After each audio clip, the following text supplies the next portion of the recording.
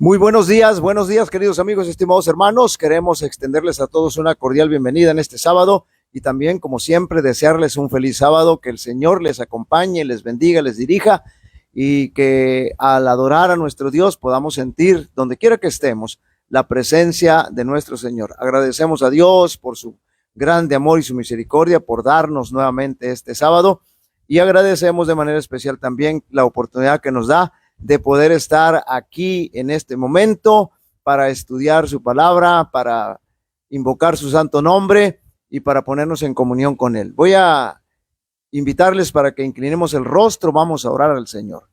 Querido Padre que moras en el cielo, santificado sea tu nombre. Gracias, Señor, por tu amor, por tu misericordia que tienes para con nosotros, sin merecerla, porque somos indignos, somos pecadores, Señor. Pero gracias por el sacrificio de Cristo Jesús. Gracias por tu amor tan grande, longánime, Señor, que tienes para con nosotros. Gracias por la misericordia que tienes con tu iglesia. Te rogamos que nos acompañes en este momento, que nos dirijas con el poder de tu Espíritu Santo para poder escuchar tu voz. Ponemos nuestras necesidades en tus manos y queremos rogarte, Señor, que tú seas con cada uno de nosotros. En el nombre de Jesús lo pedimos. Amén. Amén. Muy bien, bienvenidos a la hora del Espíritu de Profecía. Estamos casi por terminar el primer capítulo del conflicto de los siglos. Este capítulo ya vimos la parte terrible de lo que ocurrió en Jerusalén por la necedad de los judíos, por rechazar a los judíos a Cristo Jesús, por no escuchar las palabras de Cristo Jesús. Ahora vamos a terminar, solamente es poquito, y vamos a iniciar el segundo capítulo. Pero aquí lo que vamos a estudiar esta mañana es de vital importancia para nosotros porque tiene que ver con nuestros días. Así que tenemos que ponernos en las manos del Señor y permitir que este mensaje pueda latir, pueda ser significativo para nuestra vida. Bueno, antes de continuar con la lectura del primer capítulo, para terminar el primer capítulo del conflicto de los siglos, en este programa, la hora del Espíritu de Profecía, quiero mencionarles que el mensaje central de la lección nos presenta a Cristo Jesús como el pan y el agua de vida. Es maravilloso cómo desde el principio, cuando el Señor saca al pueblo de Egipto, los libera del yugo egipcio, y entonces en el desierto los acompaña Cristo Jesús a través de la columna de nube durante el día y a través de la columna de fuego durante la noche. Y es interesante entonces notar cómo el maná, cómo el agua que brota de la roca, que es Cristo Jesús, se está manifestando ya más de manera directa en el pueblo de Dios, en el pueblo hebreo. Y nosotros tenemos aquí la oportunidad también, en el recorrido que tenemos hacia la Canaán celestial, de contar con la compañía, con la dirección, con la protección de Cristo Jesús, así como el pan de vida, el agua de vida. Así que todos los días debemos alimentarnos de su palabra y todos los días debemos permitir que el Señor nos dirija a través de su Espíritu Santo hasta un día encontrarnos con Cristo Jesús y presentarnos ante la presencia del Padre. Así que el mensaje central de la lección de escuela sabática nos presenta a Cristo Jesús como el pan de vida, como el agua de vida. Vayamos a Él, hagamos como los samaritanos lo recibieron y no como los judíos que lo rechazaron. Los judíos querían vida eterna, y el Señor les dice en San Juan 5:39, ustedes cuando estudian la Biblia cuando estudian las Escrituras encuentran que ellas dan testimonio de mí y les dicen que yo les puedo dar vida. Y entonces en el versículo 40, el Señor les dice, pero no quieren venir a mí para que tengan vida y vida eterna. Muy bien, vamos a continuar con la lectura. Ya vimos lo terrible que sucedió en Jerusalén. Ahora veamos el mensaje que es para nuestros días. La profecía del Salvador referente al juicio que iba,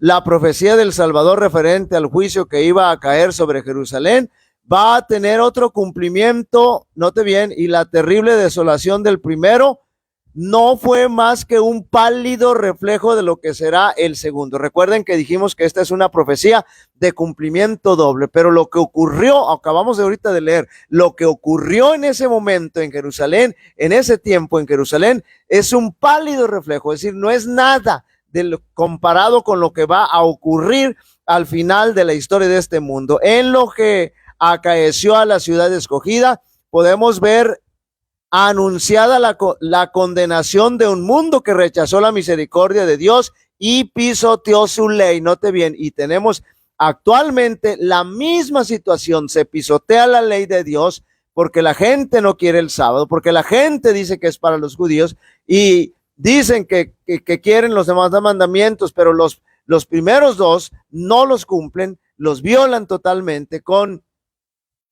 la idolatría, pero y los demás se cometen fraudes, se cometen asesinatos, se cometen todo tipo de situaciones no solamente es homicidio cuando nosotros matamos con armas o cuando le quitamos la vida a alguien, se mata de muchas formas, pero la gente actualmente está rechazando la ley igual que en ese tiempo. Lóbregos son los anales de la humana miseria que ha conocido la tierra a través de los siglos de crímenes. Note bien, al contemplarlos el corazón desfallece y la mente se abruma de estupor. Horrendas han sido las consecuencias de haber rechazado la autoridad del cielo, pero una escena aún más sombría, escuchen bien, nos anuncia las revelaciones de lo porvenir.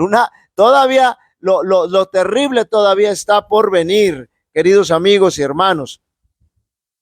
La historia de lo pasado, la interminable serie de alborotos, conflictos y contiendas, toda la armadura del guerrero y en el tumulto de la batalla y los vestidos revolcados en sangre. ¿Qué son y qué valen en comparación, note bien, con los horrores de aquel día cuando el Espíritu, escuche bien, cuando el Espíritu de Dios se aparte del todo de los impíos y los deje abandonados a sus fieras pasiones y a merced de la saña satánica? Será tremendo, no hay comparación. Cuando ya el enemigo tome posesión absoluta del ser humano, del impío, en estos momentos el Señor todavía lo está refrenando, todavía lo está llamando, todavía hay misericordia, pero en ese tiempo, cuando el Señor los deje, entonces el enemigo hará presa absoluta de ellos. Entonces el mundo verá como nunca lo vio los resultados del gobierno de Satanás. Qué tremendo, qué terrible. Pero en aquel día, así como sucedió en el tiempo de la destrucción de Jerusalén, el pueblo de Dios será librado, porque serán salvos todos aquellos cuyo nombre esté inscrito para la vida. Nuestro Señor Jesucristo anunció que vendrá la segunda vez para llevarse a los suyos. Entonces se mostrará la señal del Hijo del Hombre en el cielo, y entonces lamentarán las tribus de la tierra y verán al Hijo del Hombre que vendrá sobre las nubes del cielo con grande poder y gloria. Aquí no hay rapto secreto. Eso es una falacia de Satanás, el rapto secreto. Nadie se confíe, por favor, queridos hermanitos evangélicos, no se confíen, no hay rapto secreto. Ustedes tienen que prepararse para un encuentro con Cristo Jesús en su segunda venida con gloria y majestad. Todo mundo verá y todo mundo será testigo. Es falso también que Jesús ya haya venido y que solamente lo podemos ver con los ojos de la fe. Esa es otra falacia terrible de Satanás. No nos dejemos engañar, sigamos lo que la Biblia nos enseña. Y enviará a sus ángeles con gran voz, note bien, de trompeta, juntará a sus escogidos de los cuatro vientos, de un cabo del cielo hasta el otro. Entonces los que no obedezcan el evangelio serán muertos con el aliento de su boca y destruidos con el resplandor de su venida. Eso va a suceder con los impíos que no estuvieron preparados, y dirán a las rocas: caed sobre vosotros y escondednos de aquel que viene, porque no podrán soportar ver la gloria del Señor. Pero el Señor les dijo: me van a ver.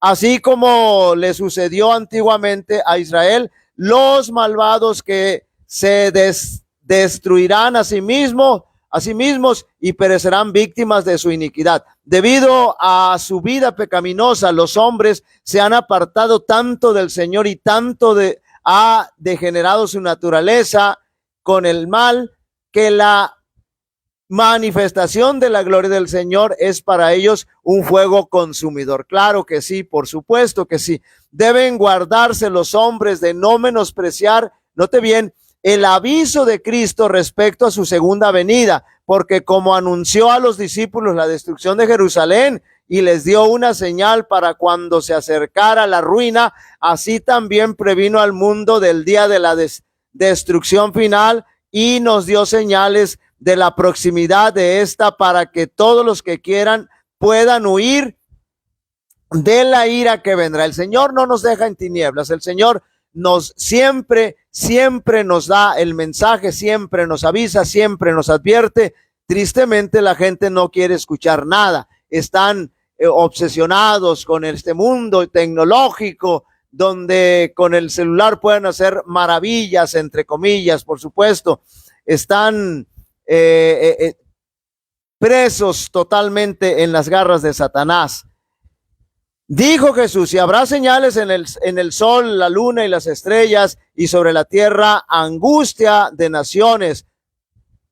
Cuando viereis, note bien, cuando viereis todas estas cosas, sabed que está cercano a las puertas. Nosotros no, yo al menos no me atrevo a decir, ya Jesús viene, ya está a la puerta. No, lo que nosotros enseñamos es que finalmente va a venir. Más adelante voy a leer un párrafo, una declaración importante, pero nosotros debemos estar preparados. Velad, dice el Señor, velad, es la amonestación del Señor. Los que presten atención no serán dejados en tinieblas ni sorprendidos por aquel día, pero los que no quieran velar serán sorprendidos, porque el día del Señor vendrá así como ladrón de noche. Es decir, cuando la Biblia, el Apocalipsis dice que el Señor vendrá como ladrón, no quiere decir, no está hablando precisamente de la segunda venida de Cristo, sino que está hablando del cierre de la puerta de la gracia. Y muchos que no han entendido, no han estudiado y no tienen una relación con el Señor,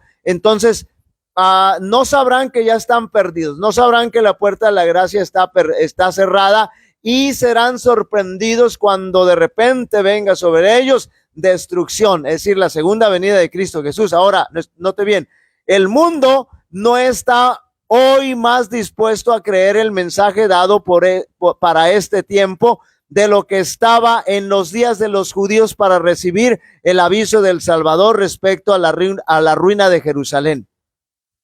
Ahora, quiero que escuchen lo siguiente: venga cuando venga el día de Dios, caerá repentinamente sobre los impíos desprevenidos. Venga cuando venga, no importa que venga mañana, no importa que venga dentro de 100 años.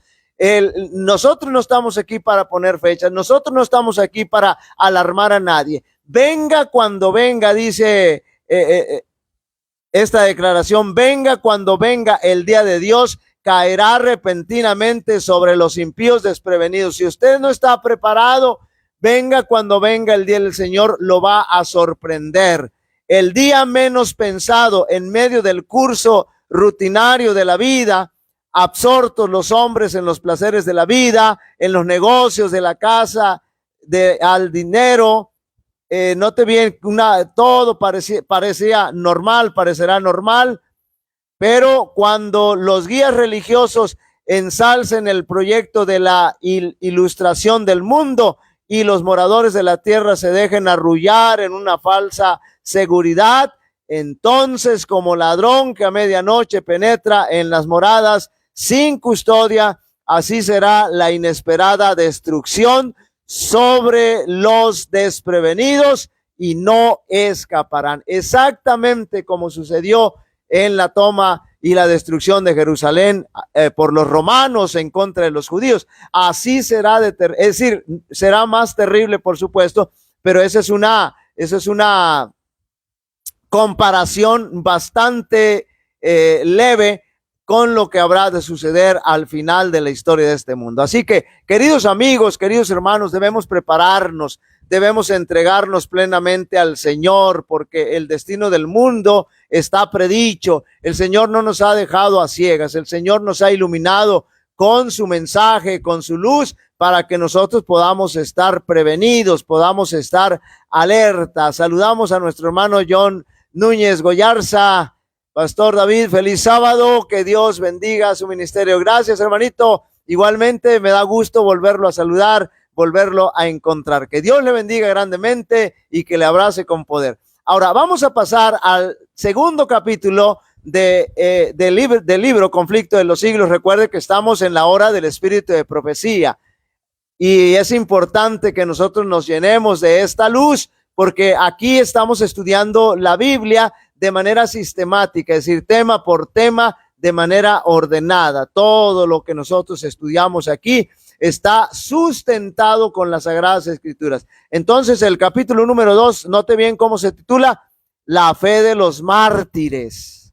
Sí, ha habido muchos mártires, miles de mártires, millones de mártires tal vez, y todavía va a haber mártires cuando la herida de la bestia, de la primera bestia de Apocalipsis 13, es decir, del sistema papal, esté plenamente curada. Va a haber todavía mártires, pero cuando la puerta de la gracia se cierre, ya no habrá mártires. Nadie, ningún cristiano va a morir. Pero ahora note bien, queridos amigos y hermanos, el Señor tiene propósitos para cuando, por lo cual permite que haya mártires. Entonces vamos a comenzar a estudiar este capítulo tan interesante que nos gozamos en el nombre del Señor. Cuando Jesús reveló a los discípulos la suerte de Jerusalén y los acontecimientos de la segunda venida, predijo también lo que habría de experimentar su pueblo desde el momento en que él sería quitado de en medio de ellos hasta el de su segunda venida, en poder y gloria, note bien, para liberarlos. El Señor, como hemos mencionado ya muchas veces, nos ha anunciado los acontecimientos. No es que nos van a tomar por sorpresa, ya lo sabemos. Ya el Señor lo ha dejado establecido en su palabra. Desde el monte de los olivos vio el Salvador las tempestades que iban a azotar a la iglesia apostólica, note bien, y penetrando aún más en lo porvenir, su ojo vislumbró las fieras y desoladoras tormentas que se desatarían sobre sus discípulos en los tiempos de oscuridad y persecución que habían de venir. Aquí precisamente está hablando cuando el inicio de la iglesia primitiva, y también se está refiriendo, más adelante lo vamos a ver, cuando en la terrible persecución del sistema papal que representa, que simboliza la primera bestia de Apocalipsis 13 en los 1260 años. En unas cuantas declaraciones breves y terribles, de terrible significado, predijo la medida de la aflicción que los gobernantes, fíjense bien, del mundo impondrían a la iglesia de Dios. Los discípulos de Cristo habrían de recorrer la misma senda de humillación, escarnio y sufrimiento que a él le tocaba pisar. La enemistad que contra el Redentor se despertara iba a manifestarse contra todos los que creyesen en su nombre. Note bien, la historia de la iglesia primitiva atestigua que se cumplieron las palabras del Salvador.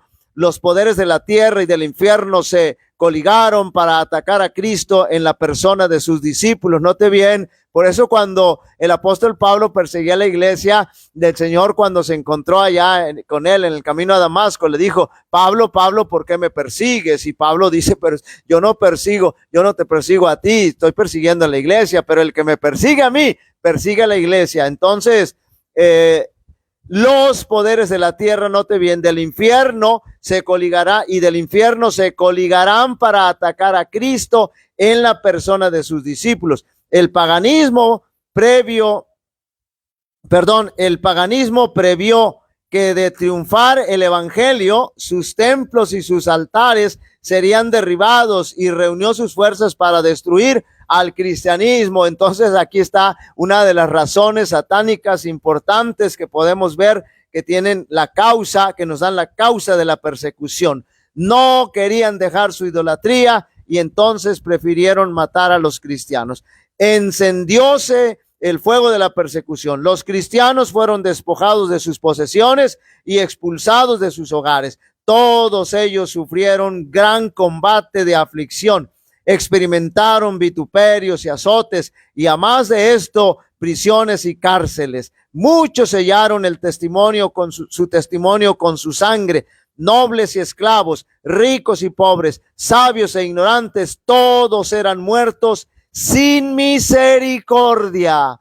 Por alguna razón el Señor ha permitido que haya estos mártires, pero el Señor siempre lo que permite es para bendición. Estas persecuciones que empezaron bajo el imperio de Nerón, cerca del tiempo del martirio de San Pablo, continuarán, escuchen bien, con mayor y menor furia, continuaron con mayor o menor furia por varios siglos, lo que acabamos de mencionar durante los 1260 años que vamos a ir estudiando. Los cristianos eran inculpados calumniosamente de los más espantosos crímenes y eran señalados como la causa de las mayores calamidades. Note bien de qué los acusaban, y a manera de chiste aquí, en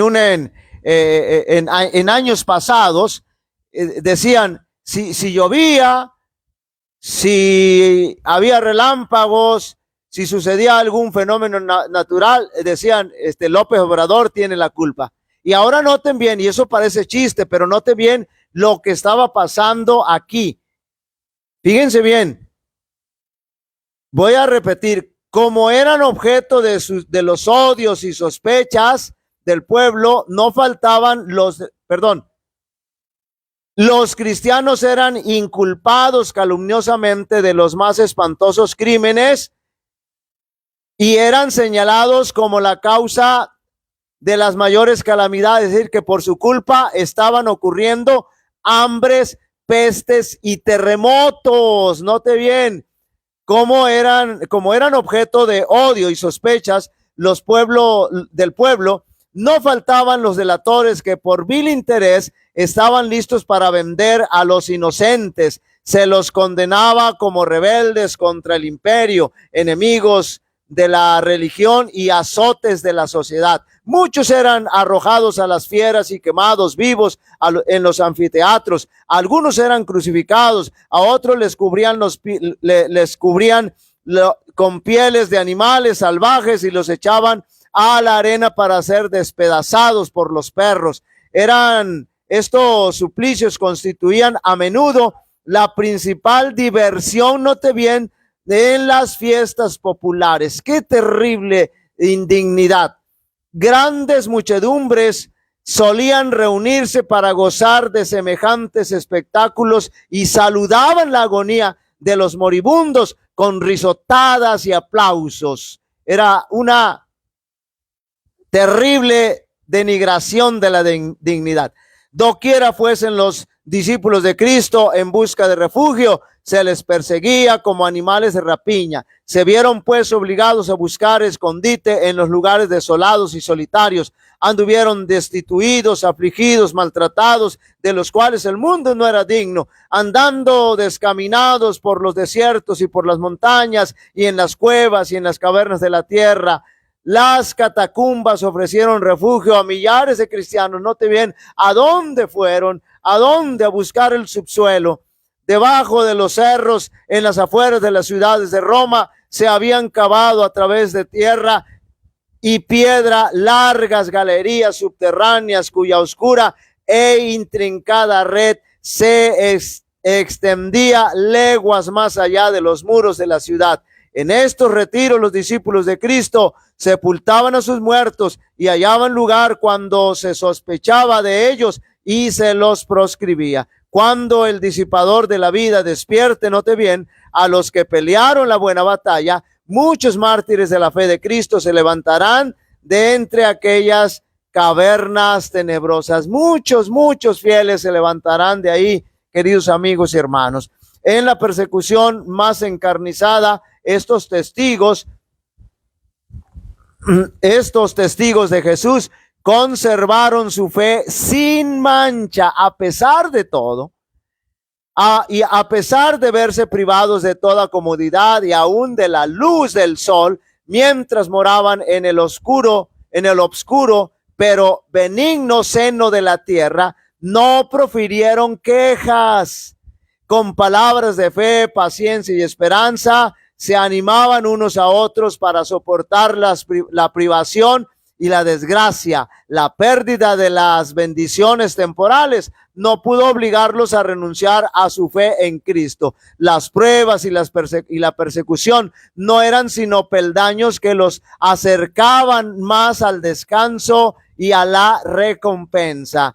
Como los siervos de Dios en los tiempos antiguos, muchos fueron muertos a palos, no admitiendo la libertad para alcanzar otra resurrección mejor. Recordaban que su maestro había dicho que cuando fuesen perseguidos por causa de Cristo, debían regocijarse mucho, pues grande sería su galardón en los cielos, porque así fueron perseguidos los profetas antes que ellos. Se alegraban de que se los hallara dignos de sufrir por la verdad y entonaban cánticos de triunfo en medio de las crepitantes hogueras. Así cuando está tronando el fuego que está consumiendo la leña. Mirando hacia arriba por la fe, veían a Cristo y a los ángeles que desde las almenas de los cielos los observaban con el mayor interés y apreciaban y aprobaban su entereza. Descendía del trono, note bien, descendía del trono de Dios hasta ellos una voz que decía: sé fiel hasta la muerte y yo te daré la corona de la vida. Vanos eran los esfuerzos de Satanás para destruir a la iglesia de Cristo por medio de la violencia. La gran lucha en que los discípulos de Jesús entregaban la vida no cesaba cuando estos fieles portaestandartes caían en su puesto. Triunfaban por su derrota, note bien, así como lo hizo Cristo en la cruz del Calvario. Los siervos de Dios eran sacrificados, pero su obra seguía siempre adelante. El evangelio cundía más y más hasta las regiones inaccesibles para las águilas de Roma. Las águilas de Roma eran una fuerza especial del ejército romano. Dijo un cristiano reconviniendo a los jefes paganos que atizaban la persecución: atormentadnos, condenadnos, desmenuzadnos, que vuestra maldad es la prueba de nuestra inocencia. De nada os vale vuestra crueldad. No era nada más que una instigación más poderosa para atraer a otros a su fe. Más somos cuando derramáis más sangre, que la sangre de los cristianos es semilla. Así, hermanos, así de significativo era, aun cuando estaban asesinando tantos cristianos, muchos más se levantaban. Miles de cristianos eran encarcelados y muertos, pero otros los reemplazaban, note bien, y los que sufrían el martirio por su fe quedaban asegurados para Cristo y retenidos por él como conquistadores. Habían peleado la buena batalla y recibirían la corona de gloria cuando Cristo viniese. Los padecimientos unían a los cristianos unos con otros, con su Redentor. El ejemplo que daban en vida y su testimonio al morir eran constantemente a atención de la verdad. Y donde menos, note bien, se esperaba, los súbditos de Satanás abandonaban su servicio y se alistaban bajo el estandarte de Cristo. Los mismos seguidores de Satanás, los mismos que perseguían a los cristianos, finalmente le abrían el corazón a Cristo Jesús en vista y se pasaban al lado opuesto. De perseguidores se pasaban al lado de los perseguidos. En vista de esto, Satanás se propuso oponerse más a oponerse con más éxito al gobierno de Dios, implantando su bandera de la iglesia cristiana. Note bien, ahora el enemigo quiere cambiar de estrategia. Si podía engañar a los discípulos de Cristo, inducirlos a ofender a Dios, decaerían y resistirían las fuerzas, y su estabilidad de ellos mismos vendría a ser presa fácil. El gran adversario se esforzó entonces por obtener con artificios lo que no consiguiera por la violencia. Cesó la persecución y la reemplazaron las peligrosas seducciones de la prosperidad temporal y del honor mundanos. Note bien, los idólatras fueron inducidos a aceptar parte de la fe cristiana, al par que rechazaron otras verdades esenciales. Profesaban aceptar a Jesús como Hijo de Dios y creer en su muerte y en su resurrección, pero no eran convencidos de pecado ni sentían necesidad de arrepentirse o de cambiar su corazón. Habiendo hecho algunas concesiones, propusieron que los cristianos hicieran las suyas para que todos pudiesen unirse en el terreno común de la fe en Cristo. Aquí hay un sincretismo, aquí hay una revolución, una mezcla entre la verdad y el error. Por eso después la iglesia, al permitir que entraran prácticas idolátricas, prácticas paganas, entonces la iglesia se desvirtuó. El enemigo no pudo destruirlos con la violencia, pero sí con esta estrategia de ser cristianos sancochados, cristianos a medias. La iglesia se vio entonces en gravísimo peligro, y en comparación con él, la cárcel, la tortura, el fuego y la espada eran combinación, eran bendiciones. Algunos cristianos permanecieron firmes, declarando que no podían transigir. Otros se declararon dispuestos a ceder o a modificar algunos de los puntos, note bien, de su confesión de fe, y unirse con los que habían aceptado parte del cristianismo, insistiendo en que ello podría llevarlos a una conversión completa. Es terrible. Es como cuando el Señor dice en su palabra: no os unáis en yugo desigual con los impíos. Es decir, no se deben de casar. No se refiere solamente a eso, sino a todas las transacciones de nuestra vida cristiana. Entonces, pero pongo como ejemplo esto nada más. Entonces dice: no, yo la voy a convertir, y termina siendo arrastrado por el mundo. O dice ella: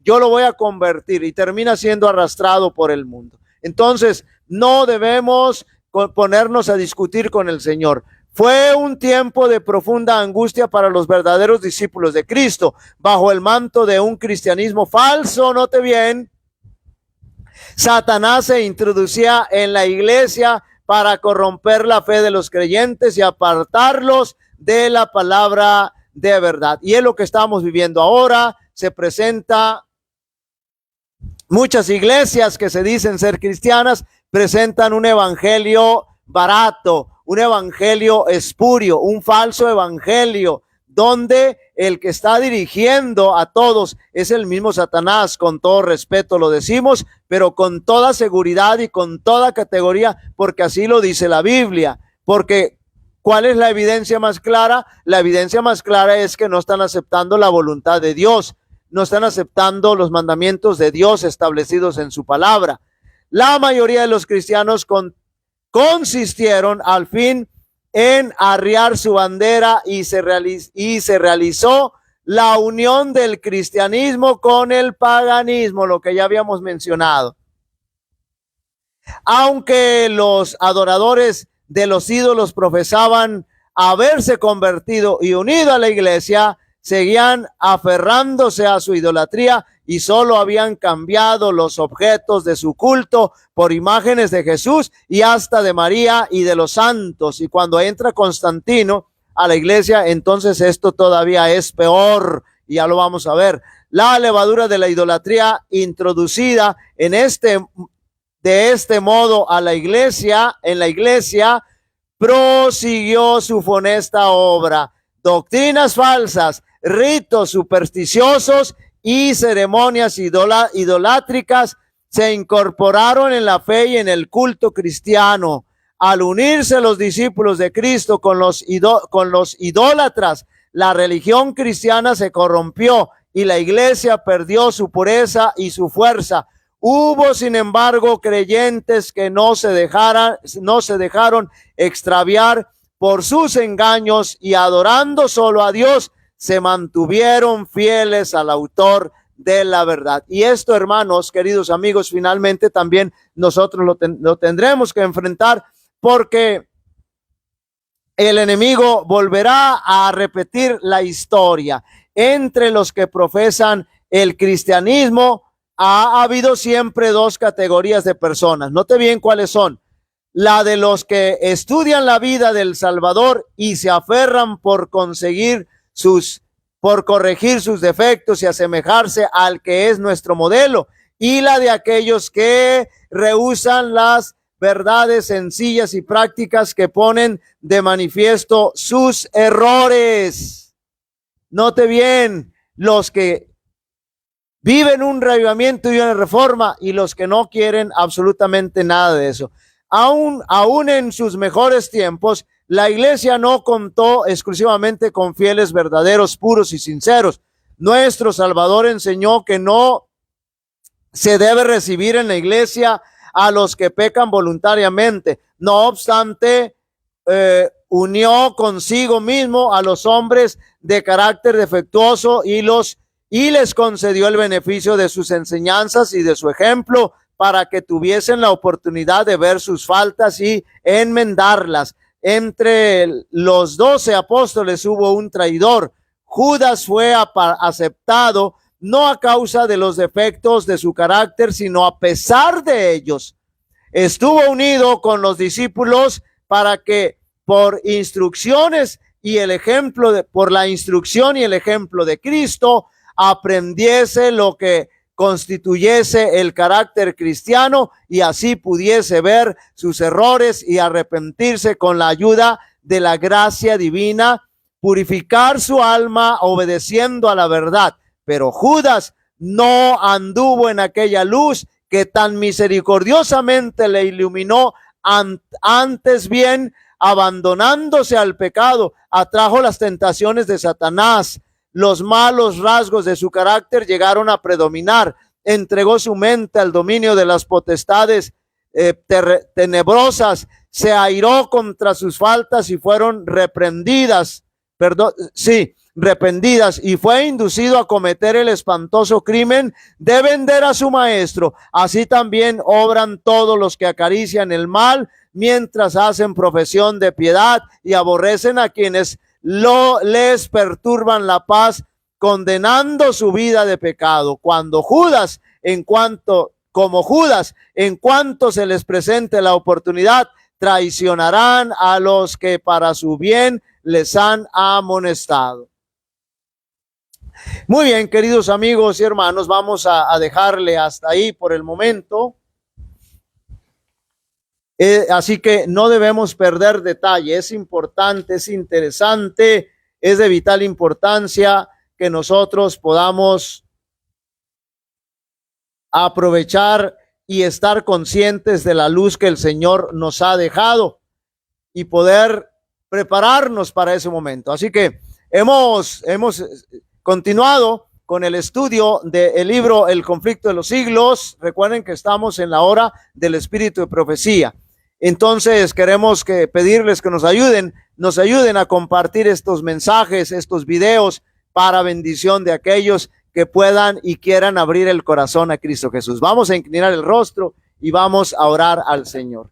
Querido y amante Padre que moras en el cielo, santificado sea tu nombre. Gracias, Señor, por permitirnos estar en comunión contigo. Gracias por permitirnos estudiar, Señor, por analizar esta luz que nos has dejado. Te rogamos que nos dirijas con el poder de tu Espíritu Santo, y también, Señor, que nos permitas poder compartir esta luz. Ayúdanos, Señor, a llegar a los rincones más oscuros de este mundo, para que aquellos que están dispuestos a abrir el corazón a Cristo Jesús, Señor, puedan tener la oportunidad de entregar su vida, de escuchar la verdad y de abrir su corazón a Cristo Jesús y entregar su vida a nuestro Salvador para alcanzar la vida eterna. Acompáñanos durante este santo sábado. Permítenos adorarte y alabarte de acuerdo a tu divina voluntad y que podamos ser sensibles al toque maravilloso de tu Espíritu Santo. Lo rogamos y lo agradecemos todo en el nombre de Jesús. Amén.